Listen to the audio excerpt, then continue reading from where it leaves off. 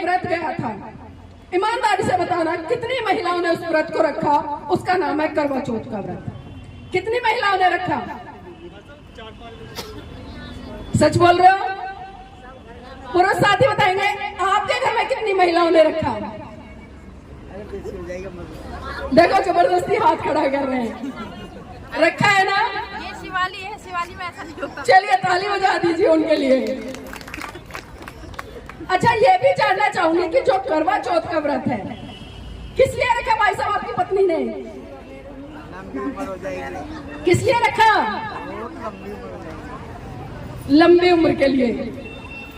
वो कह रहे हैं कि लंबी उम्र के लिए। अब एक बात बताइए कि चलिए महिला तो अपने पति की लंबी उम्र के लिए करवा चौथ का व्रत रख लेती हैं, लेकिन क्या आपके पति आपके लिए कोई ऐसा व्रत रखते हैं जिससे आपकी लंबी उम्र हो?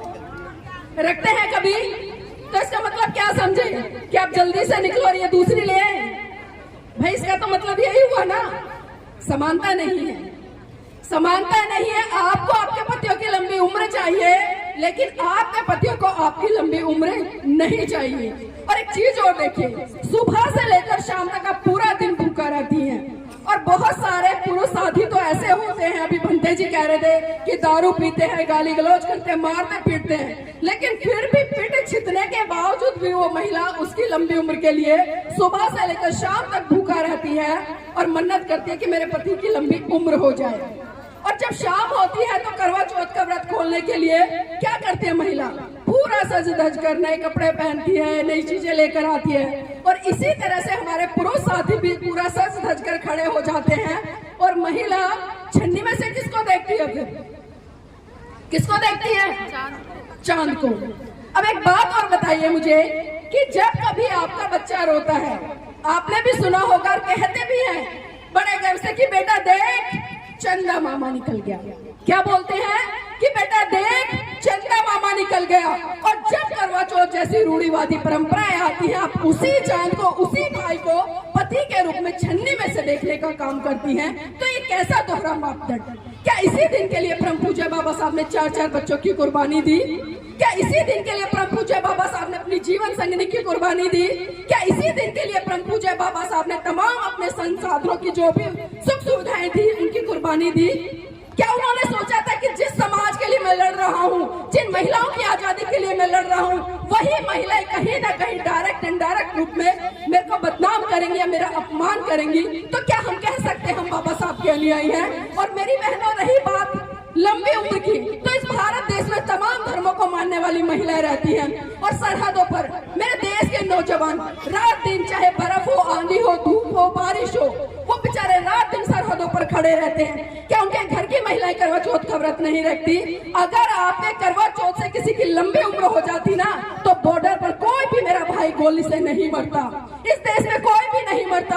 आपके घर में भी तमाम बड़े बुजुर्ग, कोई ना कोई पति बेटा इस घर से गया होगा। मेरे परिवार से खुद है, मेरे मामा जी चले गए, मेरे पिताजी चले गए, मेरे तमाम कई रिश्तेदार चले गए। जब हमें नहीं पता था तो मेरे घर की बहन बेटियों ने भी उनकी लंबी उम्र के लिए व्रत रखे, लेकिन हम देखते हैं कि उन व्रतों में इतनी शक्ति नहीं थी। अगर उन व्रतों में शक्ति होती तो आज मेरे परिवार के, चाहे वो पिता हो, मामा हो, भाई हो, वो आज हमारे बीच में जीवित होते। लेकिन हम समझते ही नहीं है। अगर आपको अपने पतियों की लंबी उम्र चाहिए ना, एक काम कर दीजिए मेरे कहने से, जब भी वो दारू पी कर आए उनके दारू छुड़वा दीजिए, उनसे गुटखा छुड़वा दीजिए, उनसे बीड़ी छुड़वा दीजिए, या जितनी भी नशीली चीजों का सेवन करते हैं वो सारी चीजें छुड़वा दीजिए और सही समय पर उनको अच्छा खाना देना शुरू कर दीजिए। मैं गारंटी से कहती हूँ जिस दिन आपने ऐसा करना शुरू कर दिया, जहाँ उनकी लंबी उम्र 10 साल और जिएंगे वहीं वो 20 साल जिएंगे। लेकिन कर देखिए इस तरह से। और तब भी ना माने ना, मैं बिल्कुल यहाँ पर चाहे पुरुषों को बुरी लग जाऊं, क्योंकि आजकल जो सबसे बुरी लत है समाज में, जो सबसे ज्यादा बेड़ा गर्क समाज का कर रखा है, वो दारू ने कर रखा है। मेरे समाज के पुरुष 500 रुपए कमाते, पूरा दिन दिहाड़ी मजदूरी करते हैं और शाम को आकर उसमें से कम 100-150 रुपए दारू पर उड़ा देते हैं। और फिर घर में कलेश होता है, लड़ाई झगड़ा होता है। आप अपने बच्चों की शिक्षा पर पैसा नहीं लगा पाते, समय से उनके लिए जो मूलभूत आवश्यकताएं होती है उनको पूरा नहीं कर पाते। अगर आपके पति दारू ना छोड़े, रोड पे खड़े करके पीटना, एक दिन पिटेंगे, 2 दिन पिटेंगे, तीसरे दिन सब कुछ छोड़ देंगे, मैं गारंटी से कह रही हूँ। लेकिन आपको करना पड़ेगा ऐसा। आप सोचना मत कि क्या होगा, अच्छे के लिए कर रहे हो ना। जब अच्छे के लिए हम कोई काम करें तो उसमें सोचना नहीं और ये मत कहना कि दूसरे लोग क्या कहेंगे। सिर्फ आपको एक दिन बुराई मिलेगी, लेकिन अगर आपके परिवार के जो पुरुष है उन्होंने दारू बीड़ी सिगरेट छोड़ दी ना, तो आपके घर का बहुत अच्छे स्तर पर भला हो जाएगा।